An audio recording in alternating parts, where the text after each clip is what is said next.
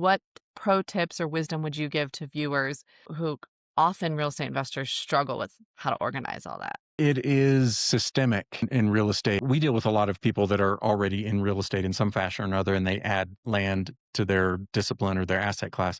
I don't know, 80% of people that I talk to have created a job, right? They're the hustler, they're the Mhm. one out there doing the things. Having an operations background really has helped me in this sense, in that top line is certainly a focus, the revenue that's coming in, but there's really a sharp focus, and there always has been for us, on the bottom line, the expenses, putting in systems. And one of the things that we've done since we started our business is we continue to update essentially a process flow chart of the Mhm. activities that are happening. And if people are familiar with like a swim lane concept, where you have, these are things that I do, these are things that can be automated, these are things that are delegated to a human. Now we have AI. It's a great way for me to visualize the processes and where the opportunities are to move things out of my lane. And so Mhm. it's something that has helped us in the short term, but then also down the road, you can say, okay, my next piece that I want to work on moving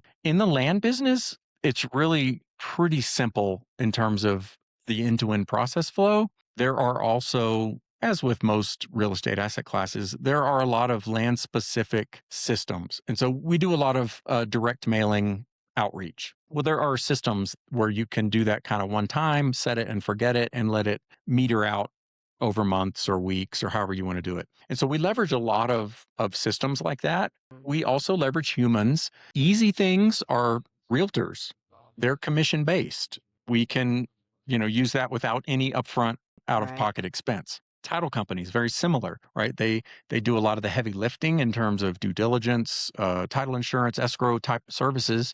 It's well worth paying them to take a big chunk of the process out. There are land Mhm. specific virtual assistant groups or businesses that know the land business and will take pieces or all of it. It kind of depends on your budget. We've leveraged virtual assistants now and again to do certain things. I come from one that has a mantra of eliminate, automate, and delegate, and in that order, right? So first you look Mhm. to, can I eliminate certain processes? Is it Right. essential? Beyond that, can I automate it with a system somehow that's more cost effective? And then as a third category, it's more delegation. Do I need to Mhm. find a team member or pay a contractor or something in that nature? On the multifamily side of things, it's a little more self-contained. There's not a whole lot of activities.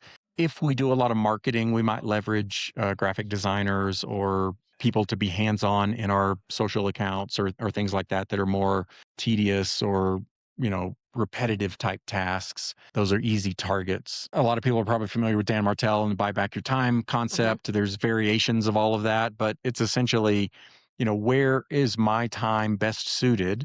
What's my high value add activities? Is it sales?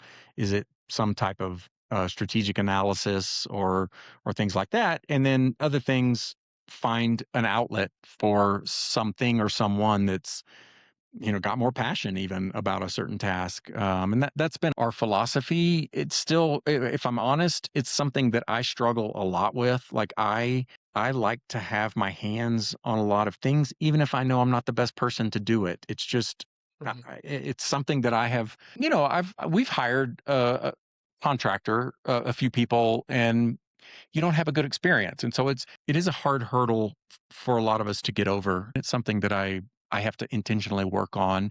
But I like to do things with my time. We live in the mountains here in Colorado. I like to go for hikes or trail runs. We Right. travel. And so in order to do that, you have to let go and allow other people to pick up tasks. It's also, if you're going to grow, you're going to hit a plateau if you're doing everything in your business yourself. In that Right. same way, financial leverage is another aspect of things, right? I mean, you can only grow so far with your own capital. And so that's one of the beautiful things about real estate is you can leverage private money, institutional capital. There's so many different ways Mhm. to apply leverage in the business in a healthy way. And so that's just another, great reason that I love and stay in real estate. It's kind of in both those domains. Yeah. Yeah, that reminds me, one of the things we have, we travel and it's always like, "Oh, would we want a place here?" And yet in a lot of other countries, they don't have mortgages or you can't get them easily as, Yeah, a foreigner or things like this. And when I look at the mortgage options or the lending options we have in the US, I'm like, ooh, like it's just hard to even imagine putting like all cash down on one of these places elsewhere. Then my appreciation is only 1x. I don't get that multiple of the exactly. fact that Yeah. I'm leveraged alone. So that's where we are.